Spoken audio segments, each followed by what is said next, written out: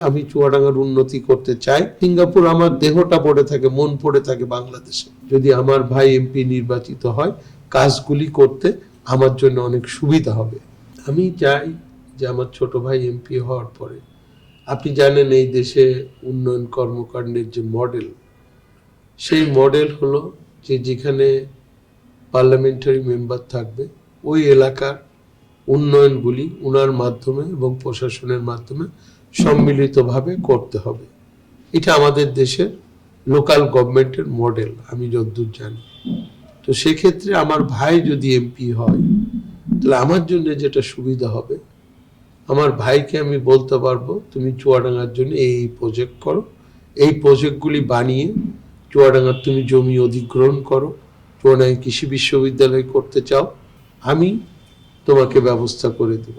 এই চুয়াডাঙ্গাতে যারা এমপি হবে, আমার ছোট ভাই যদি এমপি হয় কিংবা অন্যান্য জায়গায় যারা এমপি হবে, যাতে আমার ছোট ভাই আমার কথা শুনে এবং এই প্রজেক্টগুলি করে নিয়ে যায় বিভিন্ন মন্ত্রণালয়ে যাবে। আমি যাতে সিঙ্গাপুর থেকে তাদেরকে রিকোয়েস্ট করে এই প্রজেক্টগুলি চুয়াডাঙ্গায় করতে পারি, তাতে চুয়াডাঙ্গার কর্মসংস্থান হবে, চুয়াডাঙ্গার মানুষ উপকৃত হবে। কৃষি বিশ্ববিদ্যালয় একটা হলে সেখানে কৃষকদেরকে আমরা সেইভাবে ট্রেন আপ করতে পারবো। আপনারা জানেন চুয়াডাঙ্গায় কৃষির জন্য অনেক উন্নত। চুয়াডাঙ্গার সবজি সবচেয়ে বিখ্যাত, চুয়াডাঙ্গার ব্ল্যাক গোট সবচেয়ে বিখ্যাত, চুয়াডাঙ্গার বেগুন সবচেয়ে বিখ্যাত, চুয়াডাঙ্গার টমেটো, চুয়াডাঙ্গার পান, চুয়াডাঙ্গার ভুট্টা সারা বাংলাদেশের মধ্যে বিখ্যাত। কিন্তু অনেক মানুষ এটা জানে না। আমি সেটাকে বাংলাদেশিদের মধ্যে ছড়িয়ে দিতে চাই। যদি বিএনপি সরকার গঠন করে, যখন কৃষি মন্ত্রী জয় হবে, ওনার কানে আমি এটা পৌঁছে দিতে চাই এবং ওনাকে আমি বলতে চাই এই চুয়াডাঙ্গার জন্য আপনাকে এটা করে দিতে হবে।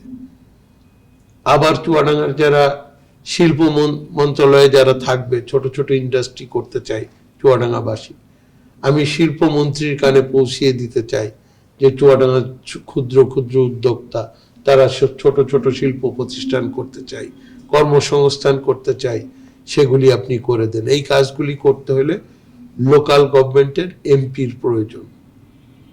কারণ আমি যতদূর জানি এমপির ডিও লাগে এবং তারা এই প্রজেক্টগুলি করে ডিসির কাছ থেকে, সবার কাছ থেকে জমি সবকিছু দিয়ে তারপরে বড় বড় প্রজেক্ট করতে যাই। এমন বহু মানুষ আছে যার সাথে আমার 1-to-1 রিলেশন, যাদেরকে আমি চুয়াডাঙ্গার জন্য রিকোয়েস্ট করব। আর আমার ভাই যদি এমপি হয়, তাহলে ও যে প্রজেক্টগুলি বানাবে সেই প্রজেক্টের কাজগুলি আমি সিঙ্গাপুর বসে কিংবা ঢাকাতে বসে আমার বন্ধুদের দিয়ে আমি করে দিতে পারবো। এটাই আমার লক্ষ্য।